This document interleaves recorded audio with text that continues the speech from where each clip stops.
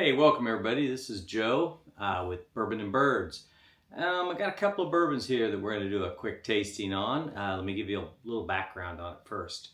Bourbon Real Talk, another YouTube channel, one of them that I watch quite a bit.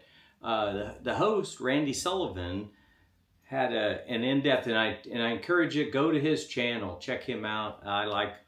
I like where he goes with his stuff. He goes on a lot of different angles on bourbons and everything like that. He's got a nice collection. I'll even give him a shameless plug here. He has a bourbon called the Prideful Goat that I finally found a spot where I can actually get that and plan on buying a bottle of his. So, and if he's such an enthusiast, if he's going to put a stamp on it, I think I need to have it in my collection. So anyway, I was watching one of his episodes and he announced that it sounds like Old Granddad 114. And that is this bottle right here. You can see that. I'll get out of the way. See good. Supposedly this has been discontinued. He had where he'd done his own investigative journalism on it and everything. He's pretty confident that it's a goner. Rich and I were talking about it, and he said that it still shows it's available on the Iowa distillery website. So places in Iowa could still order it if it's actually still there. Sometimes they're a little behind on stuff like that. But if they can still order it, the problem I found is the 3 local Hy-Vees that I'm close to, and Hy-Vee is like in your areas, it might be I'm trying to think some of the others, like Albertsons or Publix or something like that. Hy-Vee is like the big grocery store in the upper Midwest. Iowa, Minnesota, Nebraska, even down into Missouri and everything. The 3 I hit, not one of them had a spot on the shelf anymore, which that was kind of concerning to me. So I kept looking around, and I ended up going to a local Fairway. That's another one, and that's more Iowa-based as far as a grocery store. But they're a full-service grocery store. They just don't offer all the amenities that a bigger place like Hy-Vee does. But I found 2 bottles on the shelf. So in typical bourbon panic, what did I do? I bought both of them.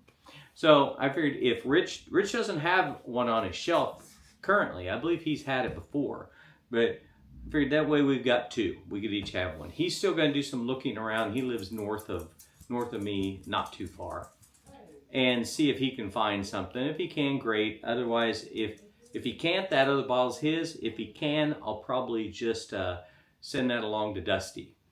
But I have my own kind of feelings on what's probably going on. My gut is that Jim Beam, which Jim Beam, it doesn't show on the label or anything on here, which I also thought was a little curious, but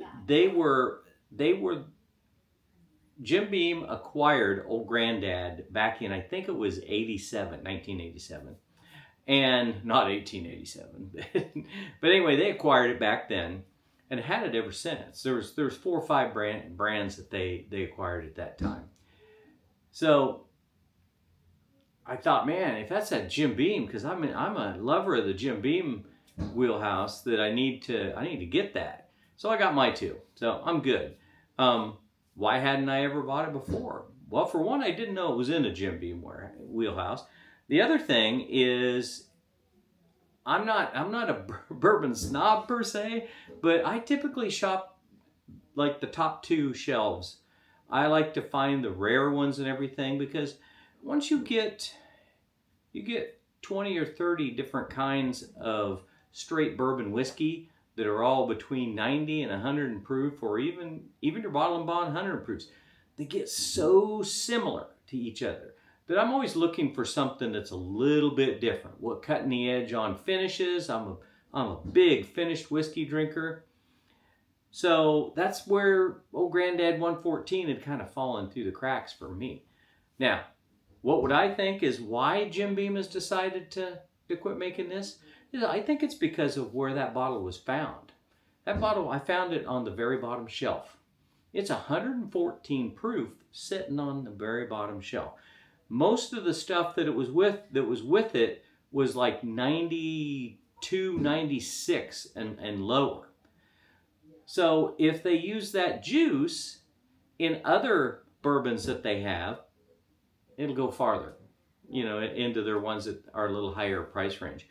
I picked these up, and I picked them up at that Fairway, and sometimes Fairway's a little bit higher than Hy-Vee. Sometimes if stuff's on sale, it's a little bit cheaper. Sometimes a lot cheaper, but I picked up that old granddad, and I got 2 bottles with tax for exactly $50. So $25 a bottle, and you walk out of the store with it here in Iowa. Pretty darn good deal if it's any good. So that's what I thought. I was just going to do a quick tasting on it today, but then I thought, well, you won't get a true tasting unless you put it up against something. So I went back into my Jim Beam collection, and I found this, which, as you can tell, there's only about one more pour in that. It's the Knob Creek Single Barrel Select. Now I've got this with hardly anything in it, and I've got another one sitting right behind it. So I like to, if nothing else, you know, put this one to rest and get into another one. So that's what we're going to do. I'm going to taste test them. I've got the 114 against the Knob Creek, which is 120. Let me double check that. Yeah, this is 120 proof. This was actually a barrel pick out of, yeah, if you can see that down there, that's from Ankeny Hy-Vee. That's where Rich is employed at. So that's, he brought that down one time they handed it off to him, and so I'm gonna hand it off to my belly. So I'm gonna start with a small sip of the Knob Creek. Go to the 114, come back to the Knob Creek, and then I'm gonna do the 114 again. Motion detected at your back door. And motion was detected at my back door. I've got Ring cameras all over this house, so they'll pick up everything. If leaves blow through in front of them, sometimes it picks them up.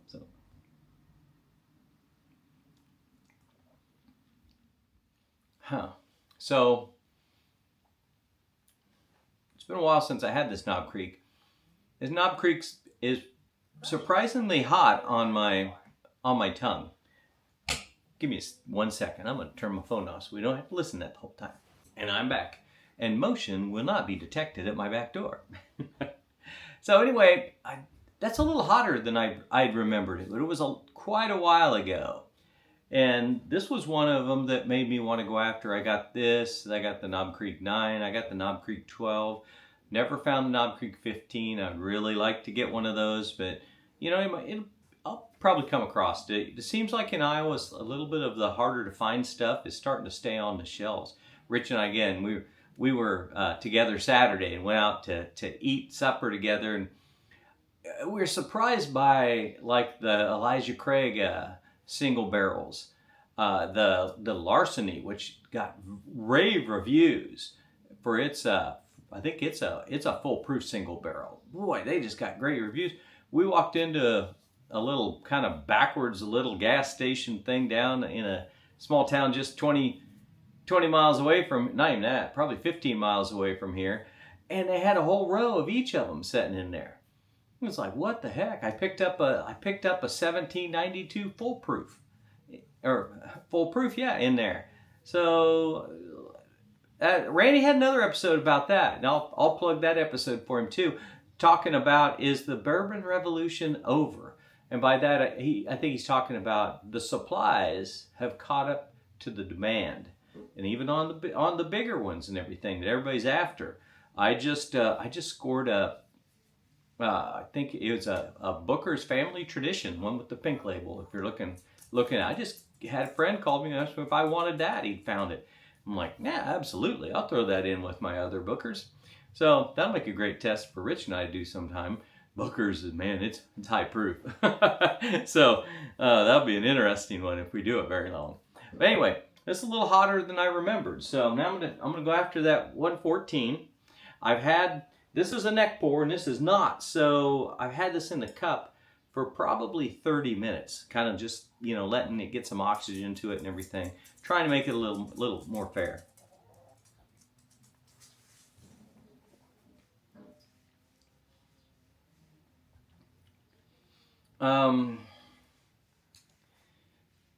Wow. That's pretty darn good. That's amazing, actually. A 114, a $25 bottle, is every bit as good as that Knob Creek Select. I'm going to say I tasted a little bit more of like that. To me, it's always the dark cherry kind of raisin, little older grape. Raisins are, of course, but taste is what I get predominantly on stuff like that, and that's kind of that's what I get off of this. That's just.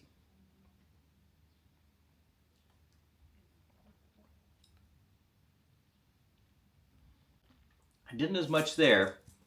Maybe it was my mind playing tricks on me, but it's still just amazing. In a blind test, I would never guess that this was a $25 bourbon. So now I want to go back to that Knob Creek real quick.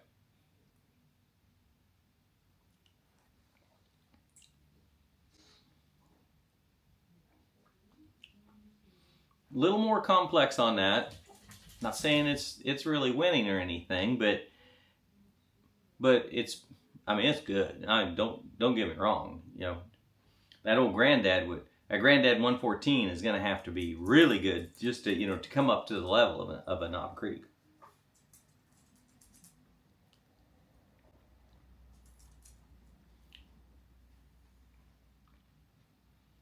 I get the high proof on this a little bit more. I get a lot of that like burn ethanol type, in my throat. I can hold it there for a while.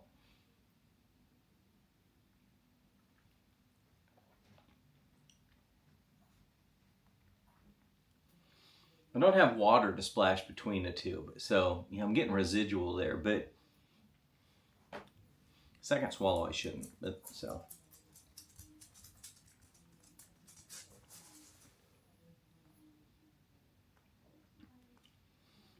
Yeah, now I'm starting to get the younger heat from it and everything. But even with that, if you're talking $25. And I don't know if I got a nice shot of that, but that's that old granddad 114. It's nice. It's got a big cork in comparison, if you can see that. A lot bigger than what a traditional bourbon has on it. So that means it pours quick, so be careful. Boy, I'll tell you what. This gets a recommendation from me right now. And I know what I'm going to do. The moment I flick this camera off, I've got another one of the fairways where I found these two bottles about 15 miles a different way from me. And this cat's going to go over there and see if they got any of those. Because I wouldn't mind having an extra one behind mine. And I know my son-in-law would take an extra one for it too at $25. This is good juice, folks. I'm going to tell you right now. Jim Beam's probably made a mistake by getting rid of this. So that's where we're going to end it. I'm going to say, likewise, I like the Knob Creek. Just a hair better. But I think in a blind, I might flip them. That's how close they are. So better or worse, it's a tie between that old granddad 114 and that Knob Creek Select that sets at 120. So I think that extra little boost on that 120 is making me right now.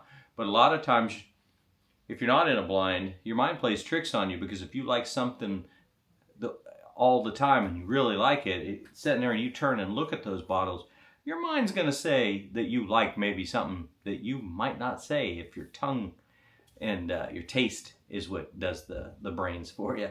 So that's where we're going to end it. It's virtual tie between the Knob Creek Select and the 114 Old Granddad. So bourbon's great, but don't let it rule you. And we'll see you on the next one.